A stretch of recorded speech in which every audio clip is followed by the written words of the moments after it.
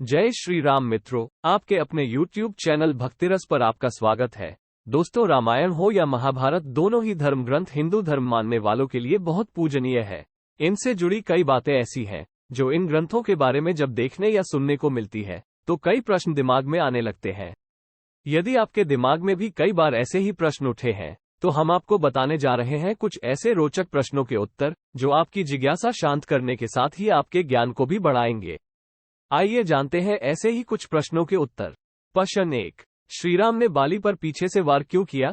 उत्तर, श्रीराम के द्वारा बाली के वध की कथा रामचरितमानस के किष्किंधा कांड में मिलती है। यह एक विवादित प्रश्न रहा है कि मर्यादा के रक्षक श्रीराम ने बाली का वध पीछे से क्यों किया। तुलसीदास जी ने एक चौपाई धर्म हेतु अवतरेहु गोसाई मारेहु मोही ब्याद की नाई के जरिए इस प्रश्न को उठाया है। यानी बाली ने मरते वक्त पूछा कि हे राम, आपने धर्म की रक्षा के लिए अवतार लिया, लेकिन मुझे शिकारी की तरह छुपकर क्यों मारा? इसका उत्तर अगली चौपाई में राम जी देते हैं। अनुज बधु भगिनी सुत नारी, सुनु सठ कन्या सम ए चारी। इन्हीं कुदृष्टि भी लोकई जोई, ताही बंधे कुछ पाप न होई। यानी राम जी बोले, अरे मूर्ख सुन, छोटे भाई की पत्नी, बहन, पुत्र की पत्नी और बेटी, ये चारों समान है। इनको जो बुरी दृष्टि से देखता है उसे मारने में कोई पाप नहीं है। ध्यान रहे, बाली ने सुग्रीव को न केवल राज्य से निकाला था बल्कि उसकी पत्नी भी छीन ली थी। भगवान का क्रोध इसलिए था कि जो व्यक्ति स्त्री का सम्मान नहीं करता उसे सामने से मारने या छुपकर मारने में कोई अंतर नहीं है। मूल बात है उसे दंड मिले। आखिरकार भगवान ने बाली को दंड दिया। प्रश्न 2, मंथरा का श्रीराम से क्या बैर था? उत्तर, मंथरा रामकथा की एक महत्वपूर्ण पात्र है जो दशरथ की सबसे प्रिय और सुंदर रानी कैकेयी की दासी थी और विवाह हमें पिता द्वारा कैकेयी को दहेज में दी गई थी। मंथरा ने ही कैकेयी को भड़काया था, जिसके कारण कैकेयी ने राम के राज्याभिषेक में विघ्न डाला और मंथरा के ही बताए गए 2 वचन दशरथ से मांगकर पूरे राजपरिवार को संकट में डाल दिया।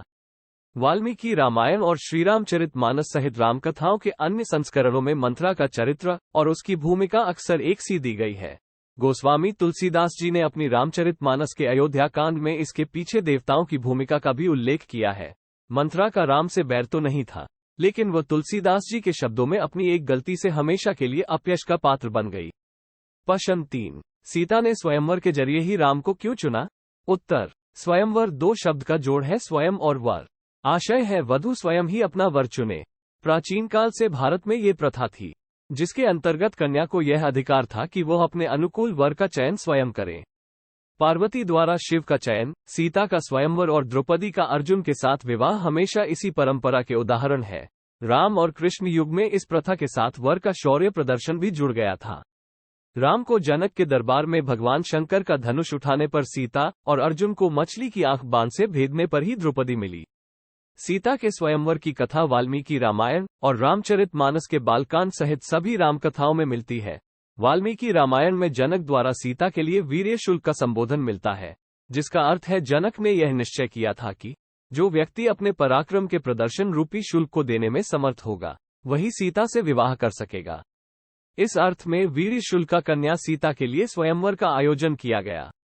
एक तरह से यह प्रथा तात्कालीन समाज में स्त्री की सशक्तता का श्रेष्ठ उदाहरण है, जिसमें अपना जीवन साथी चुनने के लिए पिता का आग्रह या दुराग्रह न होकर कन्या को ही वर चयन का सामाजिक अधिकार प्राप्त था।